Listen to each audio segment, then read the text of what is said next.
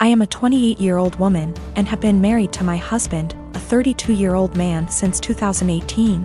My husband is ethnically Japanese and a second-generation American. His parents are from Osaka. He kind of sort of half speaks Japanese, mostly sentences he has memorized / greetings. And his parents speak great English.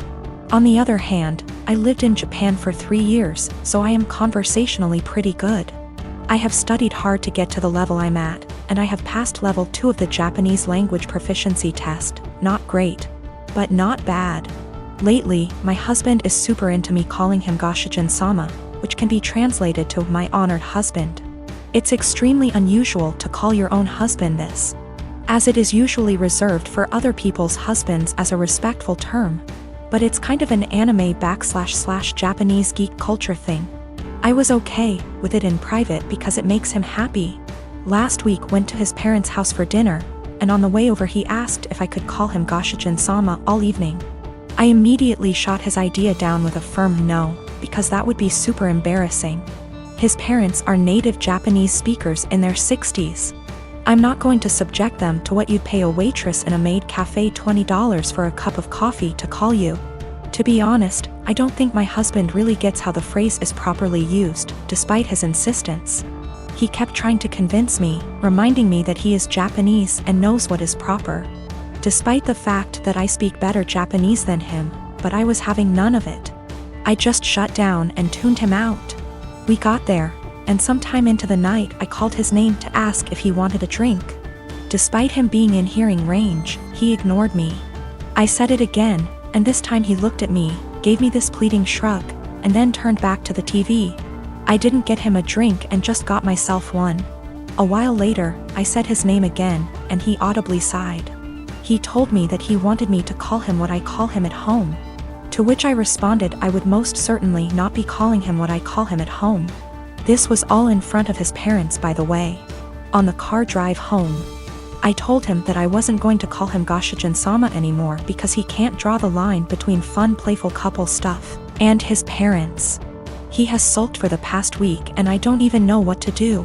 Normally I would not even consider the possibility that I was wrong here, but he's normally a very rational, reasonable, and respectful person. I feel like I'm being gaslighted and don't know what to do. So I live in a flat with 3 other people, childhood best friend, a guy from my uni course and his cousin. For the most part we get along really well and rarely have disagreements. However, this has been a real point of contention lately. About 6 months ago I began a relationship with a guy I've known for a couple of years. I know it's still a fairly new relationship, but I really like him. He makes me really happy and we're pretty serious about each other. Up until recently, he would come visit me at my flat 3 to 4 times a week. This was mostly due to the fact that I have chronic fatigue and going on proper dates can be really challenging for me. Instead of going out to dinner or a film or whatever, we'd just chill in my room or the living room, watch TV and get takeout or cook together. I didn't really consult anyone about this because A, all the other flatmates have their partners over as often if not more so, and B, he rarely spends the night and usually leaves before 10 p.m. because of his work schedule. So the issue, 2 weeks ago, comes to me and tells me that I need to stop having my boyfriend over because it's starting to get annoying. I asked her why and she said it's irritating to have someone who doesn't live there, skulking around all the time. I pointed out that her boyfriend sleeps over 3 nights a week and thus is here more often than mine, and she claimed that was different because they've been together for 11 years and are moving in together once her lease is up. She said she's discussed it with the other flatmates and they've all agreed he needs to stop coming over or he has to chip into the rent, because it's getting ridiculous. Note, nobody else's partner chips in on the rent. I confirmed with the other 2 that yes, this is an agreement they've made. Though my best friend said basically made her agree by threatening to cut off the Wi-Fi and utilities, which are in her name, if she didn't. I asked if this rule applies to everyone, but apparently it's just me. I pointed out that it's unfair and was basically told to deal with it. My potential assholery, I've begun loudly insisting that if my partner isn't allowed to come over, neither is anybody else's. If I answer the door to anyone's partner, I'll send them away. If I come home and someone's partner is there, I'll make a point to mention that I thought we weren't having partners who don't pay rent over anymore. I've asked boyfriend over and over how much rent he's paying and pretend to be affronted and make a fuss when he says he doesn't. Everyone's pretty pissed at me and is telling me I'm being unreasonable. I know I'm being petty, but I think it's unreasonable that there's one rule for me and another for everyone else, and I'm trying to make that point. Am I really the asshole here? Some questions people keep asking. If I knew of something my boyfriend was doing to be annoying // if anyone had told me that he was doing something, I'd have included it. I'm not aware of anything he does, and when I ask why I doesn't like him, I just get a shrug and just do. I will also state I'm bi, and she's never had an issue with any female partners I've had. We don't hang out in the living room much. We literally only use it if there's something we want to watch that I can't get on my bedroom TV and there's nobody else in there. We use the kitchen more often than the living room, but honestly even that isn't that often. We eat far too much takeout pizza rip. A lot of people seem confused, so just clearing up who's who in the situation. The one who brought all this up is not my best friend.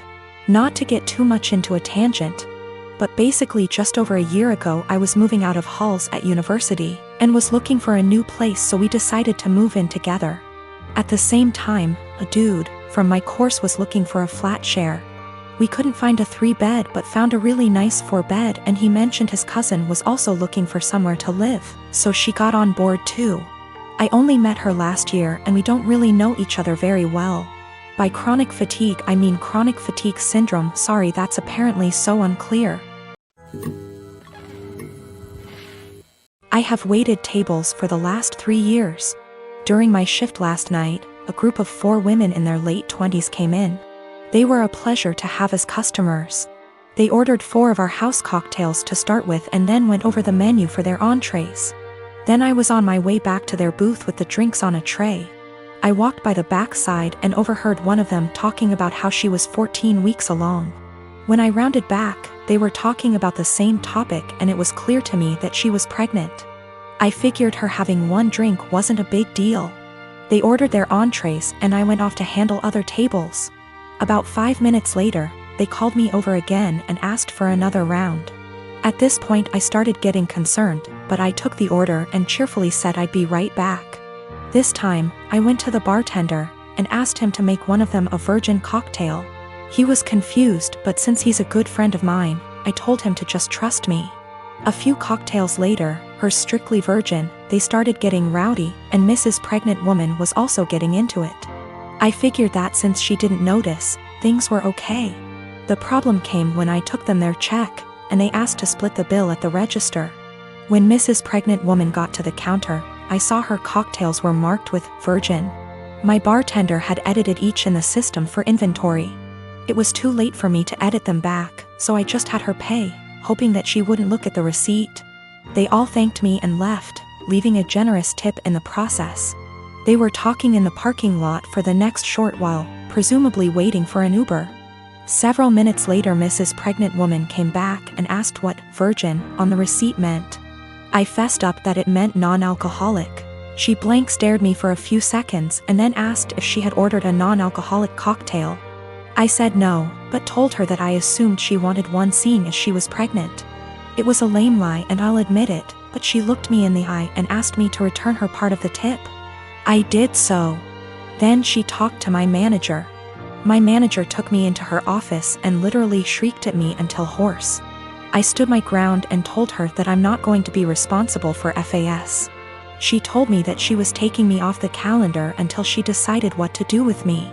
She also informed me that I could get the restaurant in serious trouble for discrimination. And upon examination of my state's laws, she is correct. But when I talked to my mother and father about it tonight, they told me that they understood my position. The entire staff at the restaurant is against me, and I think that I'm going to call in and tell my manager that I quit. But I still feel in the right here. My girlfriend and I have been together for about a year. Most everything is great except one thing. If I tell her I'm sick / not feeling well / hurt, she refuses to believe me. If I have a cold, she tells me I'm faking it until it goes away and then says, "See, you are fine." I'm rarely sick, so it's never been a major issue. But she has zero sympathy when I'm sick.